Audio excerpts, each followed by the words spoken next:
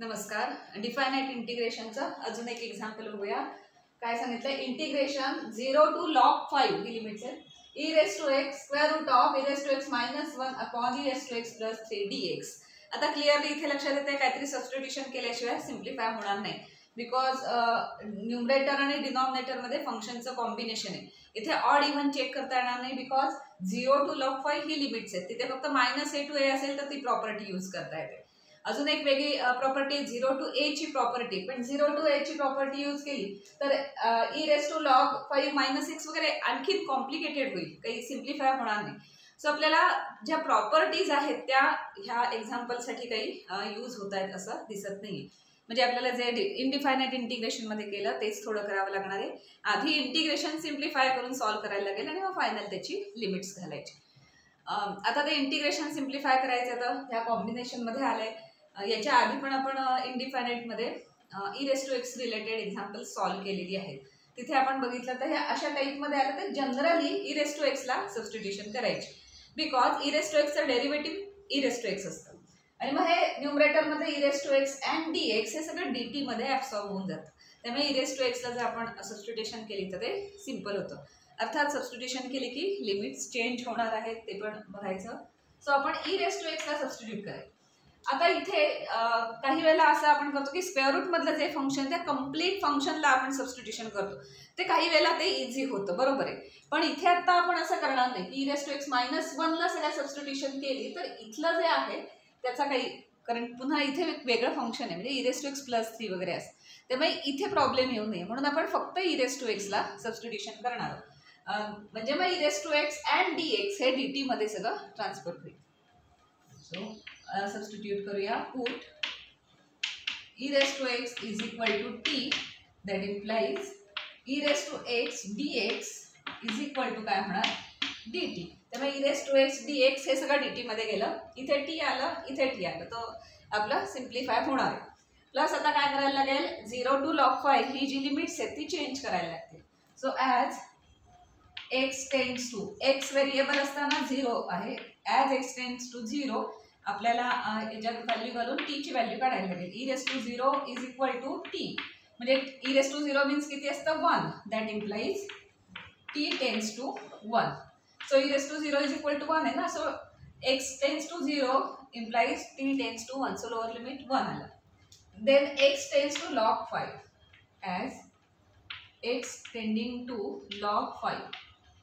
आता आपल्याला याच्यात व्हॅल्यू घालायला लागेल log 5, that implies e raised to log 5 is equal to t. पण आपल्याला हे माहिती आहे की अपोजिट फंक्शन्स आहेत, e raised to log हे सगळं कॅन्सल होतं आणि हा जो नंबर आहे तो इथे येतो, म्हणजे याचा answer e raised to log 5 चा आन्सर काय येतं ओनली 5, कारण हे एकमेकांना इन्व्हर्स फंक्शन सारखं आहे, ते कॅन्सल होतं आणि 5 फक्त आन्सर राहील. So that implies e raised to log 5 म्हणजे e raised to log जातं सगळं आणि 5 जातं.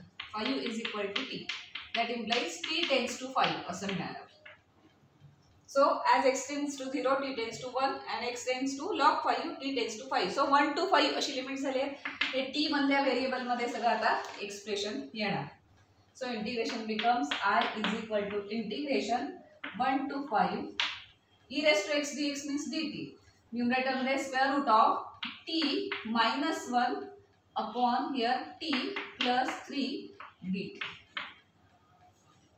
ह्या e raised to x पेक्षा बऱ्यापैकी सिम्प्लिफाय झालं, लॉग वगैरे होतं लिमिट मध्ये, e raised to x सगळं गेलंय, t आलं. आता अजूनही ते सिम्प्लिफाय कम्प्लिटली सिम्प्लिफाय झालं नाही, कारण पुन्हा काय आहे, न्यूमरेटर आणि डिनॉमिनेटर दोन्ही ठिकाणी परत काय दिसतंय, व्हेरिएबल दिसते. म्हणजे कुठलाही आपल्याला लॉगचा फॉर्म्युला म्हणा, a² - x² और square root of a² + x² वगैरे हे जे फॉर्म्युलेज आहेत ते इथे काही डायरेक्ट अप्लाय करता येणार नाहीत.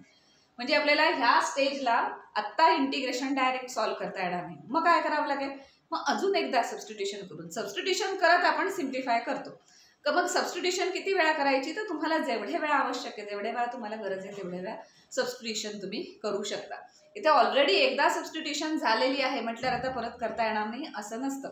आपण काही व्हॅल्यू चेंज करत नाही, फक्त फॉर्म आपण त्याचा चेंज करतोय आणि त्याच्याबरोबर लिमिट्स पण चेंज करतोय. त्यामुळे अजून एकदा सबस्टिट्यूशन चालते इथे करून. इथे आपल्याला काय करावी लागणार आहे, कारण हे आत्ता आलेलं एक्सप्रेशन सुद्धा u अपॉन v फॉर्मॅटमध्ये आलं, u अपॉन v चा रूल नाहीये. आणि इथे आता काही कॅन्सल होत नाही, कारण एखादा फॅक्टर कॉमन वगैरे असता तर कॅन्सल झाला असता, तसंही काही दिसत नाहीये. सो इथे अगेन सबस्टिट्यूशन करावे लागेल. आता अजून वेगळा व्हेरिएबल घ्यायचा. आता हे एक्स झालं, टी झालं, आता काहीतरी यू वगैरे व्हेरिएबल घेऊ. सो यू व्हेरिएबल घेतलं तर काय सबस्टिट्यूशन करायचे हा विचार करावा लागेल. हा स्क्वेअर रूट गेला तर आपला सिम्प्लिफाय होईल. तर स्क्वेअर रूट जाण्यासाठी त्या स्क्वेअर रूटला सगळ्या सबस्टिट्यूशन करावे लागेल. पण ते कसं, तर स्क्वेअर रूटला सबस्टिट्यूशन केली तर 1/2 रूट असं त्याचं डेरिव्हेटिव्ह येतं, ते एक्स्ट्रा येईल इथे आणि मग ते चालणार नाही. म्हणजे डेरिव्हेटिव्ह काढताना आणखीन कॉम्प्लिकेटेड होत नाही हे पण बघायचं असतं जेव्हा तुम्ही सबस्टिट्यूशन करता तेव्हा. त्यामुळे सबस्टिट्यूशन काय करताय हे फार महत्वाचं असतं, कारण पुढे डेरिव्हेटिव्ह घेताना सिम्प्लिफाय व्हायला पाहिजे, ते कॉम्प्लिकेटेड नाही होतं. सो स्क्वेअर रूटला डायरेक्ट नाही सबस्टिट्यूशन करायची, मग त्याचं डेरिव्हेटिव्ह 1/2 रूट येईल. दॅट इज आपल्याला इथे चालणार नाही ते. सो आपण आतल्या टर्मला सबस्टिट्यूशन करूया. मग t-1 ला आपण सपोज सबस्टिट्यूशन केली. सो इथे t-1 ला suppose t-1 is equal to, आता नुसतं u घेतलं तर काय फार सिम्प्लिफाय होणार नाही, कारण काय होईल, स्क्वेअर रूट राहणार असेल. t-u म्हणजे स्क्वेअर रूट ऑफ u राहील आणि मग ठीक आहे सगळं बाकी सगळं ॲब्सॉर्ब होईल, पण स्क्वेअर रूट ऑफ u राहील. मग परत न्यूमरेटरचं फंक्शन, मग ते डिनॉमिनेटरला सिम्प्लिफाय नाही झालं वगैरे असं होऊ शकतं.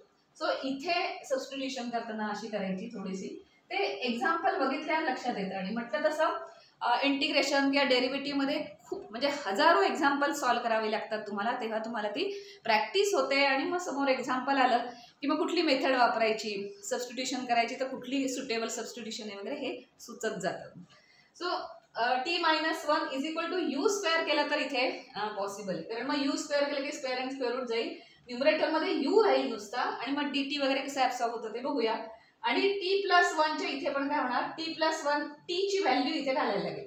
त्यामुळे इथे t-1 is equal to u square आहे, त्यावरून t ची व्हॅल्यू काय ते यासाठी काढून घ्यायला लागेल. So that implies t is equal to u square plus 1. म्हणजे आपल्याला डिनॉमिनेटरमध्ये यू स्क्वेअर प्लस 1 ते आलं तरी काही हरकत नाही, कारण डिनॉमिनेटरमध्ये स्क्वेअर आलेले म्हणजे ए स्क्वेअर प्लस एक्स स्क्वेअर वगैरे हे फॉर्म्युले आपल्याकडे रेडीमेड आहेत, ते यूज करता येते. त्यामुळे डिनॉमिनेटरमध्ये स्क्वेअर आलं तरी हरकत नाही. आता आपल्याला dt ची व्हॅल्यू काढावी लागणार आहे. सो याच्यावरून आपण dt काढूया, कारण हे dt आहे ना, त्याचं काय होतं ते बघायला लागेल आपल्याला. So that implies dt is equal to, याचं डेरिव्हेटिव्ह घेतलं की याचं काय येणार 2u du असं डेरिव्हेटिव्ह येणार, प्लस 1चं 0. So 2u du. त्यामुळे हा जो न्यूमरेटर आहे त्यातला dt ची व्हॅल्यू काय रिप्लेस झाली 2u du, आणि t-1 यू स्क्वेअर, आणि डिनॉमिनेटर काय होतं तर बघूया. t ची व्हॅल्यू इथे आपण यू स्क्वेअर प्लस 1 घालायची, आणि मग काय सिम्प्लिफाय होतंय ते बघूया. मग कुठली इनडिफायनाईटमध्ये सॉल्व्ह केलेली एखादी मेथड काही अप्लाय होते का ती चेक करणार. सो आता आपण ह्या सगळ्या व्हॅल्यूज इथे घालणार आहोत. आधी लिमिट्स पण चेंज करायला लागतील, आठवणीने लिमिट्स चेंज करायला विसरायचं नाही.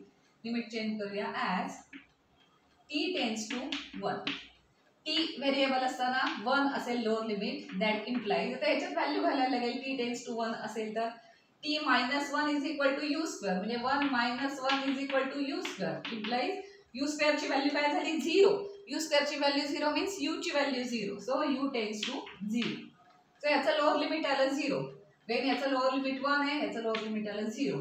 As t tends to 5 implies, याच्यात आपण 5 व्हॅल्यू घालूया. So 5 - 1 is equal to u square, which is equal to 4 is equal to u square. मग यू म्हणजे किती आलं 2, त्याचा स्क्वेअर रूट ना. So u is equal to 2, that implies u is equal to 2, म्हणजेच काय you tends to 2.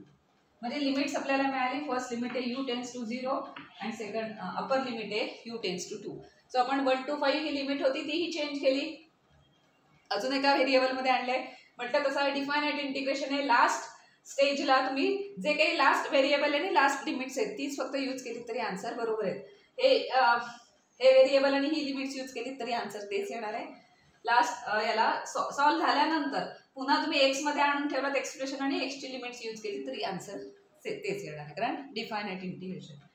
So u tends to 2 आणि you tends to 0. आता आय परत काय झालं ते बघूया. Therefore I is equal to limit झाली 0 to 2, हे सगळं यू मध्ये झालं, हे झालं square root of u square, ते स्क्वेअर आणि स्क्वेअर रूट जाणार इंटू dt म्हणजे आला 2u du upon t means आहे u square plus 1, u square plus 1 आणि प्लस 3, म्हणजे ते यू स्क्वेअर प्लस 4, पण यू स्क्वेअर प्लस 4 डिनॉमिनेटरला राहिलं वगैरे तरी आपल्याला माहिती आहे त्याचे फॉर्म्युले.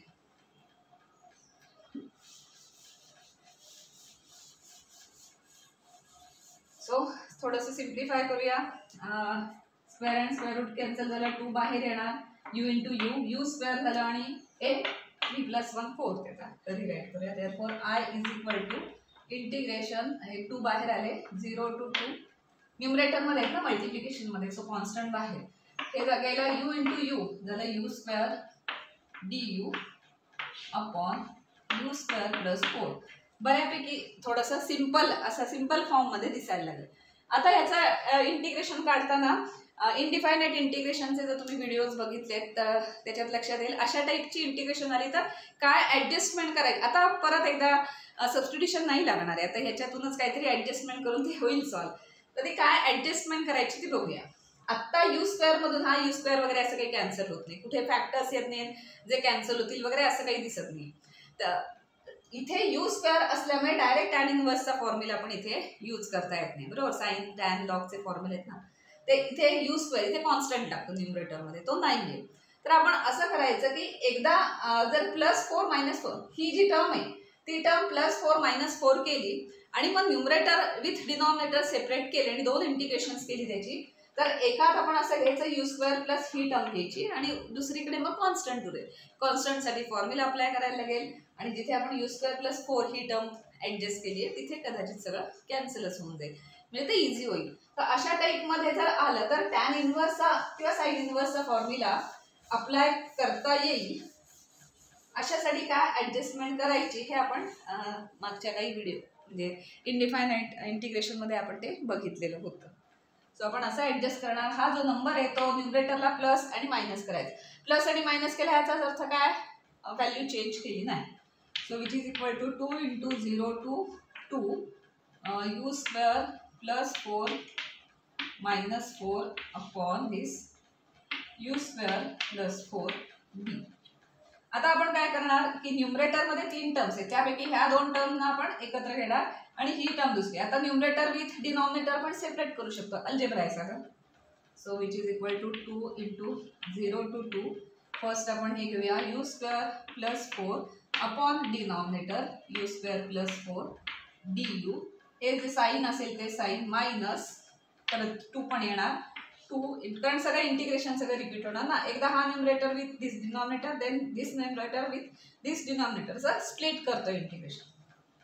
-2 × 4 upon u square plus 4 d u. आता ते बऱ्यापैकी सिम्पल झालं आहे. आता ही दोन्ही इंटिग्रेशन सॉल्व केली की आपल्याला आन्सर मिळेल. आता याच्यात काय काय आलं आहे बघा, u square plus 4 u square plus कॅन्सलच झालं, म्हणजे काय फक्त 1 डी यू राहील, ते एकदम सिम्पल झालं. आता इथे हा 4 आहे कॉन्स्टंट आहे, तो आपण इथे बाहेर आणणार आणि मग 1 अपॉन यू स्क्वेअर प्लस 4 हा टॅन इनव्हर्सचा फॉर्म्युला आहे, त्यामुळे तेही इझी झालं. डायरेक्ट फॉर्म्युलेच आले, त्यामुळे ह्या स्टेजला ते सिम्प्लिफाय झाले. So which is equal to 2 × integration 0 to 2 1 d u minus 2 × 4 म्हणजे 8 करू, इथेच करून टाकूयात 8, इथे लिमिट्स द्यायची राहील, तुम्ही विसरू नका एक्झाममध्ये. 0 to 2 1 upon u square plus 4 d. आता हे ए स्क्वेअर प्लस ए स्क्वेअर सारखा फॉर्म्युला आहे ना, तो कसला फॉर्म्युला आहे, टॅन इनव्हर्सचा फॉर्म्युला आहे. तो तिथे टॅन इनव्हर्सचा यूज करूया आणि इथे 1 डी यूचं काय असतं इंटिग्रेशन, यू इंटिग्रेशन असतं. So which is equal to 2 × integration याचं आलं u with limits 0 to 2 -8 into याचं इंटिग्रेशन लिहा. याचं इंटिग्रेशन काय असतं 1 upon a tan inverse x upon a. So a means इथे 2 आहे, कारण हा 2चा स्क्वेअर आहे ना इथे. 4 म्हणजे काय असणार 2चा स्क्वेअर. आता ते सिम्पल आहे, तेवढं येईल लक्षात तुमच्या. So 1 upon 2 1 upon a means 1 upon 2 tan inverse x. x means here u upon 2 limits 0 to 2, त्यामुळे प्लस सी इथे नसतं. आता हे किती येणार, आता सगळ्यात बघा इथे यू ची 0 व्हॅल्यू घालू तेव्हा ते 0च होणार, पण करूया आपण एक स्टेप. यू ची 2 व्हॅल्यू घातली की 2, 0 घातली की 0 -8. आता हा कॉन्स्टंट आहे, तो कॉन्स्टंट लिमिट्स मध्ये पण राहत नाही, तो लिमिटच्याही बाहेर येतो. त्यामुळे हा कॉन्स्टंट इथे बाहेर आला तर 2 1 2 4 म्हणजे झाले ते 4. सो 4 ब्रॅकेटच्या बाहेर लिहूया आणि याची आता लिमिट्स धरूया. तर टॅन इनव्हर्स u मीन्स 2 असेल तेव्हा 2/2 मायनस टॅन इनव्हर्स 0 u/2 ना 0/2. सो टॅन इनव्हर्स 0 पण माहिती आहे आपल्याला, टॅन इनव्हर्स 1 पण माहिती. तर व्हॅल्यूज त्या घालायची. 2 × 2 विच इज इक्वल टू 4. ते 4 झालं minus this 4 into bracket tan inverse 1. Tan inverse 1 minus tan inverse 0 is 0. Tan inverse 1 कोणाची व्हॅल्यू 1 असते, टॅनच्या टॅन 45 ची व्हॅल्यू 1 असते. therefore tan inverse 1 is equal to 45 असं होतं. 45 म्हणजे आपण पायच्या फॉर्मॅटमध्ये लिहिणार. 4 मायनस 4 इंटू हे पाय 4 मायनस 0 वगैरे, मायनस 0 लिहायची गरज नाही. आता हे 4 आणि 4 कॅन्सल झाले म्हणजे काय राहिलं फक्त 4 मायनस 5. सो रिअल नंबरमध्ये आन्सर आलं आणि दिस इज युअर फायनल आन्सर. दोनदा ह्या एक्झाम्पलमध्ये पहिल्यांदाच आपण असं केलं की दोनदा सबस्टिट्यूशन करायला. तुम्हाला जर असं वाटलं की अजून एकदा थर्ड टाइम सबस्टिट्यूशन करायची तरी तुम्ही करू शकता. डिफायनाइट इंटिग्रेशन फक्त एवढं लक्षात ठेवा, इनडिफायनाइट इंटिग्रेशनमध्ये असेल तर मागे जाऊन पुन्हा एक्सच्या फॉर्मॅटमध्ये आन्सर काढून ठेवायचं. डिफायनाइट इंटिग्रेशनमध्ये सुद्धा तसं केलं तरी चालेल, पण मग लिमिट्स घालताना एक्सची लिमिट्स सबस्टिट्यूट करायची. तर मग जे व्हेरिएबल आहे फायनल यू त्या ह्याच्यात जरी आन्सर ठेवलं इथे या फॉर्मॅटमध्ये जरी आन्सर ठेवलं तरी चालेल, पण लिमिट्स मग यूची घालायची आणि मग त्यावरून ते आन्सर काढायचं. मागे एकदा व्हिडिओ करताना मी तुम्हाला सांगितलं होतं की इथे कुठे प्लस मायनस वगैरे चुकून झालं असेल किंवा मल्टिप्लिकेशनमध्ये म्हणजे कुठे थोडीशी अनावधानाने चूक वगैरे झाली असेल तर ती तुम्ही ही सगळी एक्झाम्पल्स परत सोडवा म्हणजे तुमच्या ती चूक लक्षात येईल जर झाली असेल तर. तर अशा पद्धतीने आपण डिफायनाइट इंटिग्रेशनची पण बऱ्यापैकी एक्झाम्पल्स सॉल्व केलेली आहेत. पुढच्या व्हिडिओत आपण ॲप्लिकेशन ऑफ डिफायनाइट इंटिग्रेशन म्हणजे ॲक्च्युअली एरिया कसा काढायचा, जो डायग्रॅमकडून थोडी जॉमेट्री तिथे लागणार आहे. सो डायग्रॅमकडून तो एरिया बघायचा कुठला आहे तो आणि त्याप्रमाणे त्याचा एरिया काढायचा आहे विथ हेल्प ऑफ इंटिग्रेशन. असा तो ॲप्लिकेशन ऑफ डिफायनाइट इंटिग्रेशन हा चॅप्टर नेक्स्ट व्हिडिओपासून सुरू करू.